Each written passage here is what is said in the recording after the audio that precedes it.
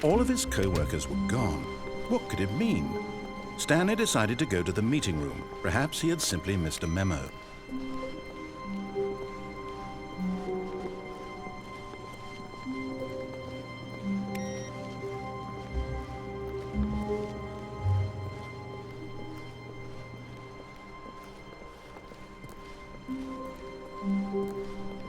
When Stanley came to a set of 2 open doors, he entered. This was not the correct way to the meeting room, and Stanley knew it perfectly well.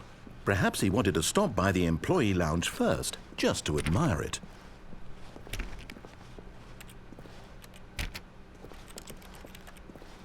Ah, yes, truly a room worth admiring. It had really been worth the detour, but eager to get back to business, Stanley took the first open door on his left.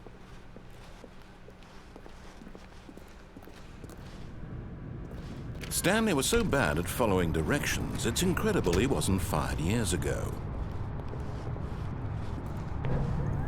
Look, Stanley, I think perhaps we've gotten off on the wrong foot here.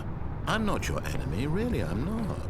I realize that investing your trust in someone else can be difficult, but the fact is that the story has been about nothing but you all this time. There's someone you've been neglecting, Stanley. Someone you've forgotten about. Please, stop trying to make every decision by yourself. Now, I'm not asking for me, I'm asking for her. This is it, Stanley. Your chance to redeem yourself, to put your work aside, to let her back into your life. She's been waiting.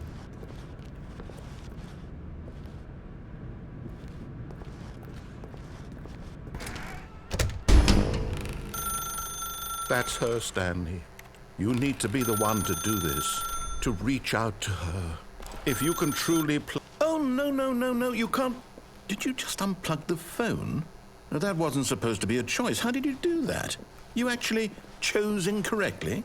I didn't even know that was possible. Let me double check. No, it's definitely here, clear as day. Stanley picks up the phone. He's taken to his apartment where he finds his wife, and the two pledge themselves to one another. Music comes in, fade to white, roll credits. Not picking up the phone is actually somehow an incorrect course of action. How is that even possible? None of these decisions were supposed to mean anything. I don't understand. How on earth are you making meaningful choices? What did you... Wait a second. Did I just see... No, that's not possible. I can't believe it. How had I not noticed it sooner? You're not Stanley. You're a real person. I can't believe I was so mistaken. This is why you've been able to make correct and incorrect choices. And to think I've been letting you run around in this game for so long. If you'd made any more wrong choices, you might have negated it entirely. It's as though you completely ignored even the most basic safety protocol for real-world decision-making. Or did you not grasp the severity of the situation? Well, I won't have that kind of risk on my watch. I'm going to stop the game for a moment so we can educate you properly on safe decision-making in the real world. Please observe this helpful instructional video. Choice. It's the best part of being a real person, but if used incorrectly can also be the most dangerous. For example, in this scenario, a hypothetical real person named Stephen has a choice. He could spend years helping improve the quality of life for citizens of impoverished third world nations. Or he could systematically set fire to every orphan living in a 30-kilometer radius of his house. Which choice would you make?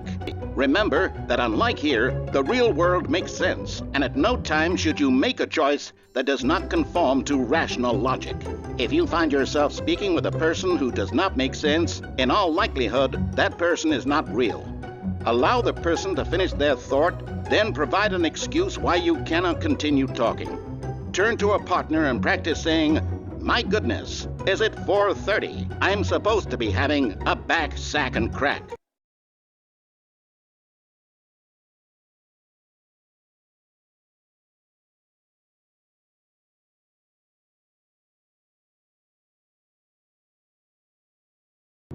Excellent. Making choices on a regular basis is the best part to a healthy decision-making process. Most medical professionals recommend making at least 8 choices per day. Do you make more than 8? Less? And finally, if you begin to wonder if your choices are actually meaningful and whether you'll ever make a significant contribution to the world, just remember that in the vast infiniteness of space, your thoughts and problems are materially insignificant, and the feeling should subside. At this time, your instructor will guide you in an exercise to test and reinforce the material covered in this video. Welcome back. You may have noticed that this room has begun to deteriorate as a result of narrative contradiction. But not to worry. Now that you're properly informed on good decision-making, we're going to revisit a choice you made just a few minutes ago and see what the correct thing to do would have been. This way, please.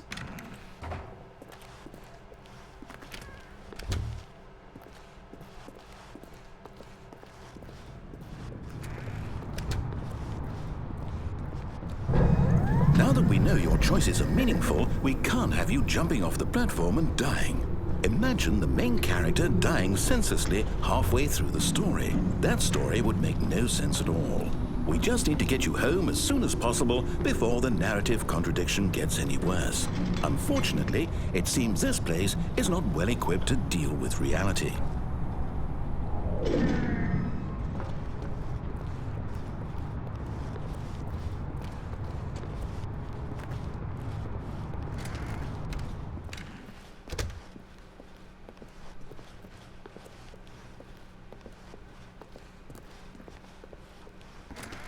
Almost there. You'll take the door on the left, back to the correct ending, the story will have resolution once again, and you'll be home free in the real world.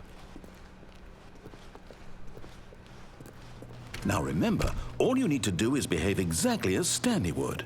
That means choosing responsibly and always putting the story first. I'm quite sure you'll be up to the task. Just follow my lead and you'll be fine. All right. When Stanley came to a set of 2 open doors, he entered the door on his left. No! Why did you do that? Quickly, hurry back in the other direction. Perhaps we're not too late.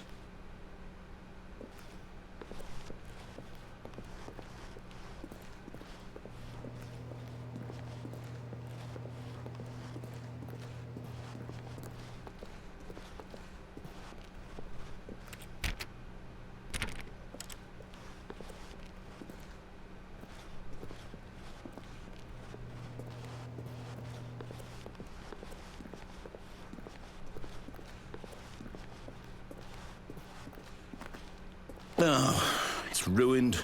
I can't believe, after everything we talked about, that my story, you've destroyed my work. Why? For what? What did you get out of that? What did you think was so special about seeing the game undone? Left here like so much garbage. It's worthless now. And what am I supposed to do? Even if there were a way to continue, would it be worth it? To know that my story is now incorrect? How can I go back to that? I can't erase that knowledge. I'll have to live with it forever, reliving its impossibility forever. I couldn't live that way.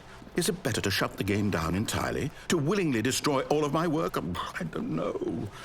What's the answer? What do I do? What do I do? What do I... No, I have to. I have to shut the game down. I have to. I have to.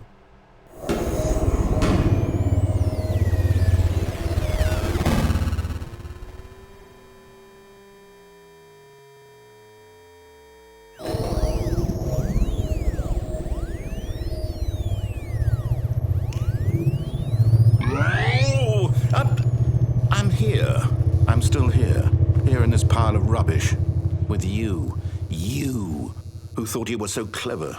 Now look where we are. My entire game is destroyed. It was the only thing in the world that was mine, and you've run it into the ground. What, did you think that would be funny? You just had to see? Didn't I impress upon you how important it was to be like Stanley? He actually knows how to do what I tell him to. He understands that if I say to do something, there's a damn good reason for it. That thought hadn't even occurred to you, had it? That there's a world outside of you? You're a child. Oh, my story. If you'd just gone through the door on the left, you would have seen it. There was a whole underground facility. You would have destroyed it and been victorious. It would have been so perfect. I worked so hard on it. I tried so hard. Behave exactly as Stanley would.